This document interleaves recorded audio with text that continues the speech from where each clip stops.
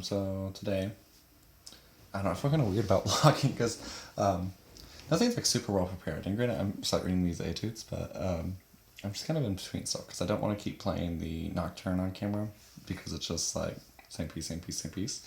But I guess in hindsight, it is practice vlogs, so like when you practice something, you do play like same piece, same piece, same piece, and that's just life. But I have another page of the Butterfly Lovers. I have a new piece that maybe I'll play like a little tidbit from. And then I have an etude, which I think I already said. Yeah, we'll just kind of see where everything's at. So our etude for today. Once again, no composers, so I'm just going to assume it's Terschak, and this is Terschak's section, and his name just got left out, or her name. I actually have no idea what their sex is. I'd have to Google. But yeah, it's pretty much straight 16th notes, not all of it, but pretty much it's an F major, goes into D minor for a little bit. Or does it go into G minor? I actually might go into G minor, because it adds E flats. You know what, I'm not doing a theory analysis of this. Anyway, cool, yeah, so let's kind of hear where this one's at. Let's see. I'm going to check myself with the tuner real quick, make sure I'm okay.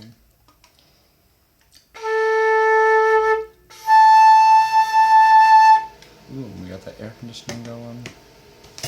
Well, it said I was fine, so we'll see how true that is.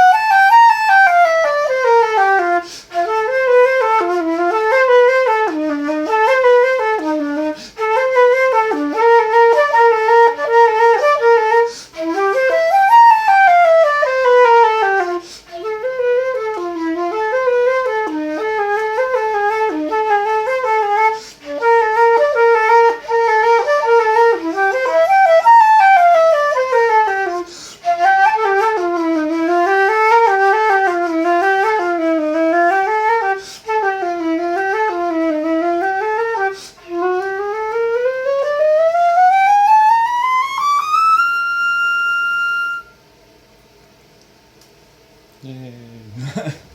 Maybe a little flat on that last one. Let's see if I can get that run to be in tune.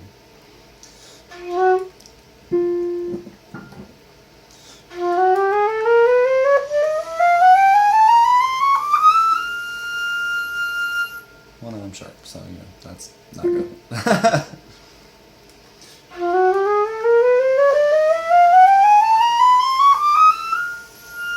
now I'm really sharp. Jeez, can I not hear an F natural?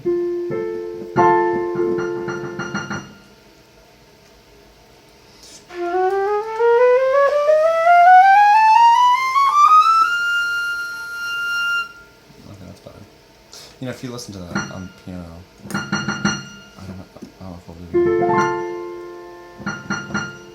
See, to me on the tuner it looks like it's saying that F does register sharp, so maybe I am tuning it correctly.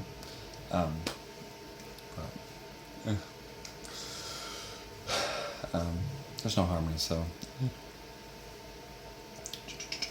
Cool, let's go on to the next section of the Butterfly Lovers.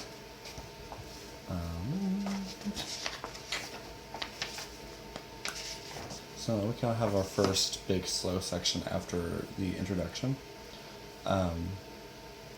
I really wish I know this. I'll have to look through the piano part because the piano part does have a better analysis on like what's going on story-wise.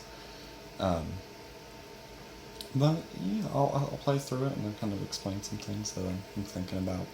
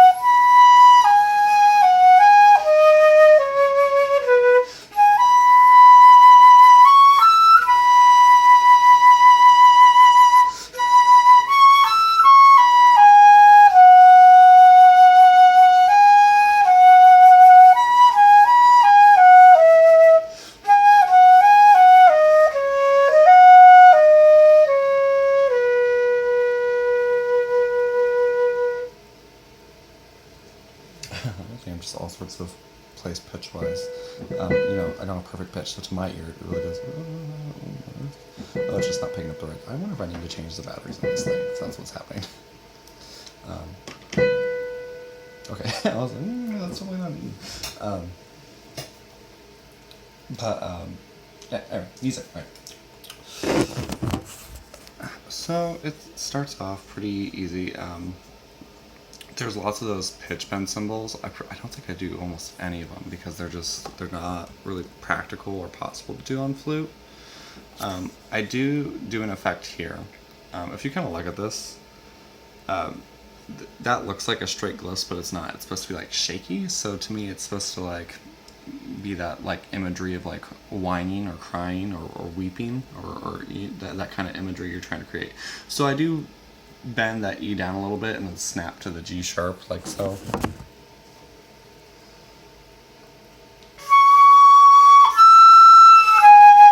I like to do that.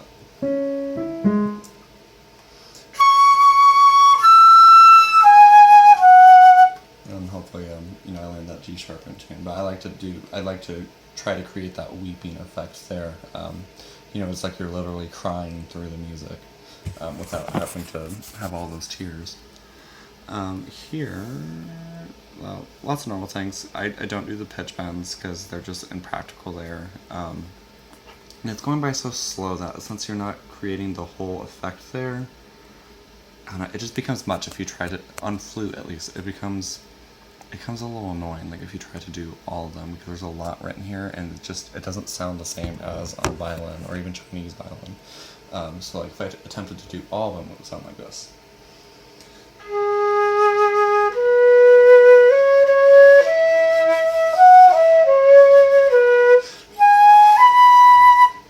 It's too much, and I can't, when I'm trying to facilitate all those bends, I can't focus on that melodic line, because that's not really something flute's supposed to do. We're not supposed to be, you know, bending from pitch to pitch to pitch to pitch. Even on some cases where like, that E natural there to F sharp, I could take advantage of the open holes on my flute and try to kind of bend to it, but I don't think it would sound very good.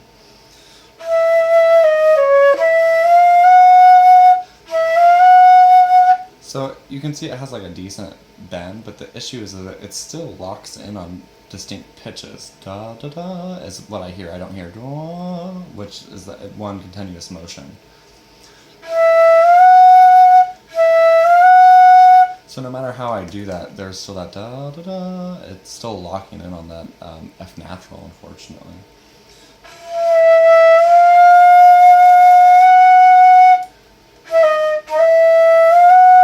Yeah, I don't know, maybe someone who is very delicate with how they move their finger would take the time to do that. And I mean, it sounds beautiful. You can get that pitch bend. It sounds so good. But I don't like the da da da because that's not the music. The music's da.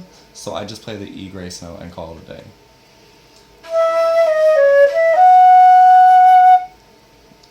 much cleaner, just doesn't distract from the fact that you can't pitch bend.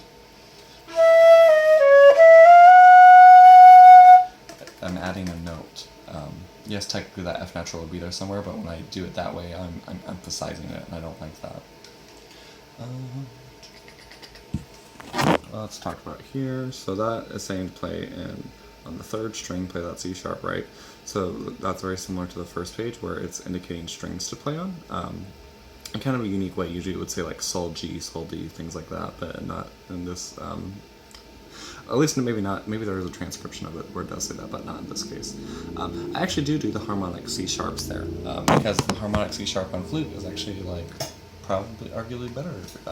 The C sharp on flute is actually what we would call like an open pitch. You don't press down any keys. When the key you do press down actually opens a key to play that C sharp, which is why C sharp has so many tuning problems. But there is a fingered C sharp. If you put all these down, if you hit what would normally be the low C sharp key, if you just release this first finger, you can place that C sharp as well.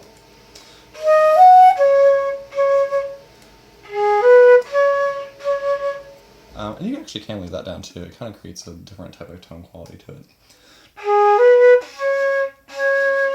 And I just like that sound of that harmonic. It just changes the timbre of it. So I use a harmonic, even though you're not on violin, you wouldn't be doing a harmonic fingering, but I just like how it changes the tone of it. And that's kind of the point. That gesture, da da da da, it's very distinct. And all the recordings I hear, it's very distinct gesture. So I like making those C sharps noticeably different, at least in their tone color.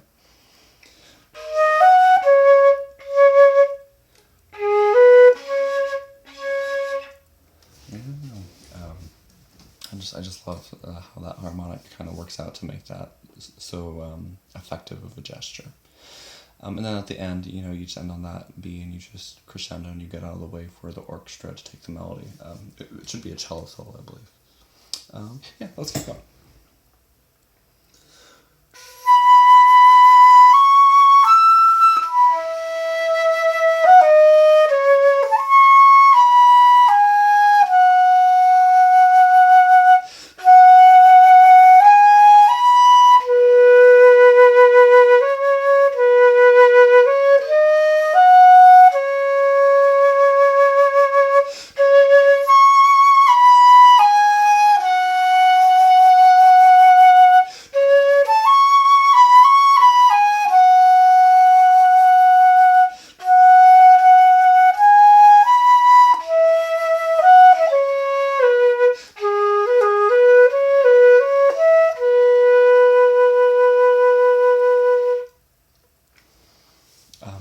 It kind of mimics that first part of the phrase, very soft starting.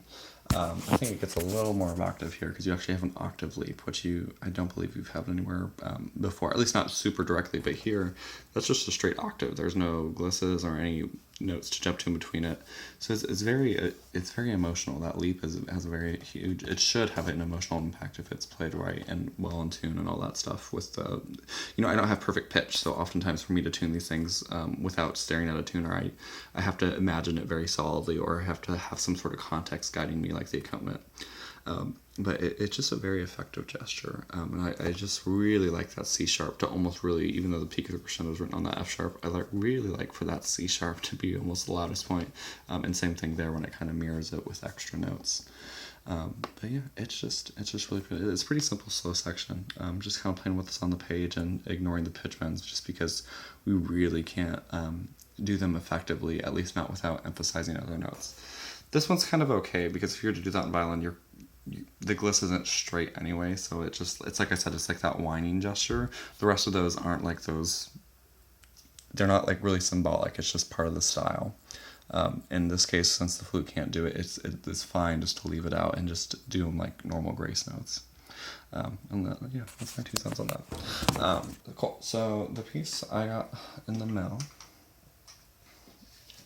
is The Phantom of the Opera, arranged by Lindsay Sterling, which is such a good arrangement.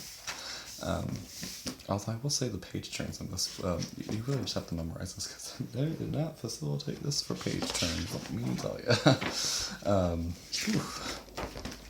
Yeah. See, I'll play a little bit of it. I'm sure that will trigger a copyright thing with Phantom of the Opera, but that's okay.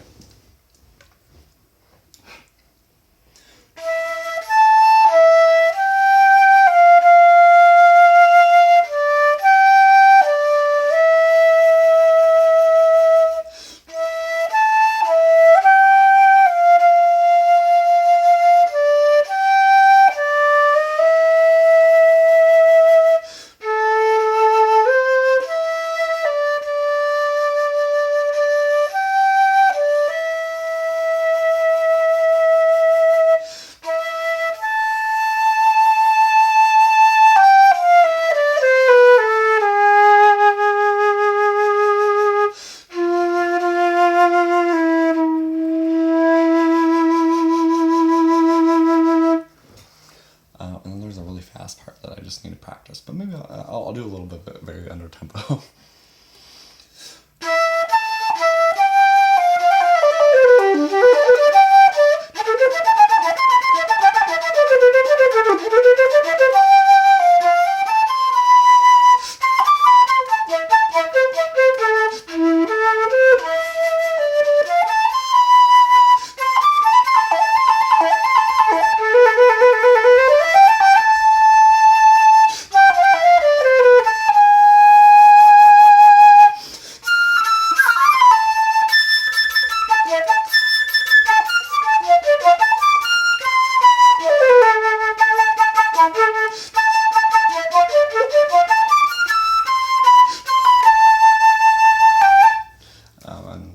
So for yeah, I'm looking forward to it.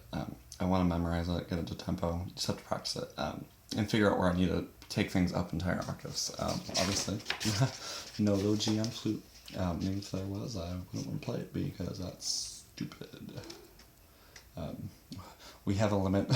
We have a limit on our range, and that's okay. We certainly don't need to keep adding tubing to the end of the flute to play very impractical notes. But yeah, thanks for joining me.